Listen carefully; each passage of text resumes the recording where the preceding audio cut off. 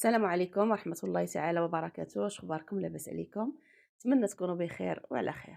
ان شاء الله في الفيديو ديال اليوم غنشارك معكم الكروستاتا الايطاليه بجميع التفاصيل ديالها. تتجي رائعه بنينه، كتجي مقرمله من طبيعه الحال. المكونات خاصهم يكونوا من جوده من نوعيه جيده، سيرتو المربى والزبده. بسم الله على بركة الله والصلاة والسلام على سيدنا رسول الله. في واحد الإناء غادي ننزل 125 غرام ديال الزبدة، 125 غرام ديال السكر ناعم حبيبات. الا كان السكر غليظ شويه نحاولوا نطحنوه. نخلط الزبده والسكر حتى يندمجوا، وكنضيف عليهم جوج بيضات اللي كنكونوا مخرجينهم من الثلاجه من قبل.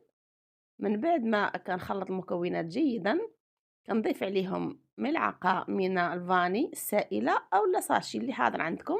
من بعد القليل من الملح لتحسين الذوق، وكنضيف قشره حامضه محكوكه. بالنسبة للدقيق أنا عندي 250 غرام ديال الدقيق، وغادي نشوف في الأخير واش غتقدني ولا لا على حسب البيض. مع الكمية ديال الدقيق اللي ضفت الأولى ضفت معاها ملعقة صغيرة من خميرة ديال الحلوى صافي. وكنبدا نضيف في الدقيق بالتدريج، وأنا كنحاول نخلطوها غير بالأصابع ديالنا باش ما ديرش لينا الخيط بحال العجينة ديال الصابلي. صافي الدقيق بقيت كنضيف فيه بالتدريج، حاولت نزيد تقريبا 30 غرام راني عبرتها، يعني بحال لي 280 غرام. الكميه ديال الدقيق كترتبط بالبيض، الا كان كبير راه كتاخذ اكثر من 250 غرام، كان صغير راه تاخذ غير 250 غرام.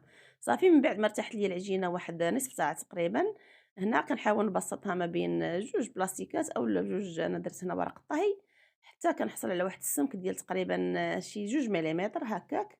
صافي وكنحاول نقطع القياس ديال العجينه على حساب المول اللي غنستعمل. نحاول نقادها هكا من الجوانب، ومن بعد ما نبسطها كلها وتاخذ ليا سمك واحد بالجراره كنحاول نقاد الجوانب. من بعد ما كنقادها مزيان كنثقبها كلها بالفرشيط حتى هذوك الجوانب اللي طالعين نحاولوا نقطعوهم. بالنسبه لشويه د العجين اللي شاط ليا هنايا غادي نديرهم في ديمول فرديين. جبت هاد القطعه هذه اللي كتكون كبر شويه من المول الفردي كيف ما غتشوفوا معايا، باش منين نحط الطرف ديال العجين في المول تيجيني هو هذاك كيف ما كتشوفوا معايا. صافي وكنقادها بنفس الطريقه اللي قاديت الطاوه الكبيره، وكنثقبها حتى هي بنفس الطريقه. صافي وكندوزو للمرحله المواليه اللي غادي نديرو الحشوه ديال الحلوى ديالنا. هنا انا استعملت المربى ديال حب الملوك، داك اللي تيكون اللون ديالو غامق.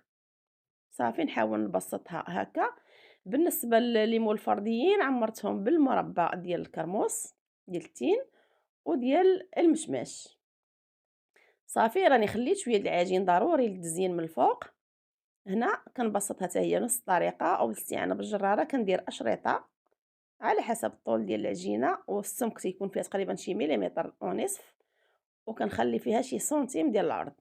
صافي وكنبدا نزين في الكروسطاطا هكا من الفوق، كندير خطوط هكا بهاد الطريقه، ومن بعد كندير خطوط مائله نمشيو مع العجينه غير بشويه. هادوك الاطراف اللي كيشيطوا لينا بلا ما نخسروهم نخليهم هكاك مسرحين، ربما غنلاقيوهم ونكملوا بهم التزيين ولا نزينوا بهم ليمون الفرديين. صافي كنمشي بهاد الطريقه حتى كنكمل التزيين، وكنحاول في الاخير بنفس القياس ديال الاشرطه اللي صايبت كنغطي كل شيء من الجوانب. كندير دائره بحال هكا كيف ما هو واضح في الفيديو، باش نغطي هذاك فين تلاقات العجينه بالجانب. صافي ما كتبقى باينه حتى شي حاجه، ونقادها مزيان. وهنايا بالنسبه لليمون الصغار زينته بنفس الطريقه، وشويه د العجينه درتها في الكونجيلاتور وحكيتها وزينت بها هاد الجوج. صافي الفران هنايا شعلته على درجه حراره 180 بالسيستم ديال المروحه، وكندخلوا ليه الحلوى حتى كطيب كتاخذ لينا واحد اللون ذهبي. ردوا معاه البال باش ما تحرقش لينا حتى من التحت. كيف ما كتشوفوا راني كنديمو ليها يعني بسهوله. وكانت هذه الكروسطاطه الكبيره، وهادوك ليمون الفرديين. غنفتح معاكم المول واحد فردي، ومن بعد غادي نفتح معاكم حتى الكروسطاطه الكبيره. كتجي مقرمله بنينه. الزبده انا استعملت زبده نوعيه حيوانيه. نتمنى ان شاء الله الوصفه تعجبكم وتنال استحسانكم. وما تبخلوش علينا بتعليق زوين محفز ولايك للفيديو، وندوزو نحلو الكروسطاطة الكبيرة، حتى هي جات رائعة بنينة. كيف ما قلت لكم نستعملوا زبدة نوعية جيدة، والمربى حتى هي تكون نوعية جيدة، ديك اللي فيها الطريفات ما تكونش سائلة، لأن اللي كانت سائلة ملي كتدخل الكروسطاطة طيب كتبدا كلها تبوق وكاع تخسر لينا التزيين ديال الأشرطة. وكانت هذه هي الطريقة ديال الكروسطاطة اللي شاركت معكم. نتمنى تعجبكم وتبارطاجيو الفيديو مع الأهل والأصدقاء، والسلام عليكم ورحمة الله، في أمان الله.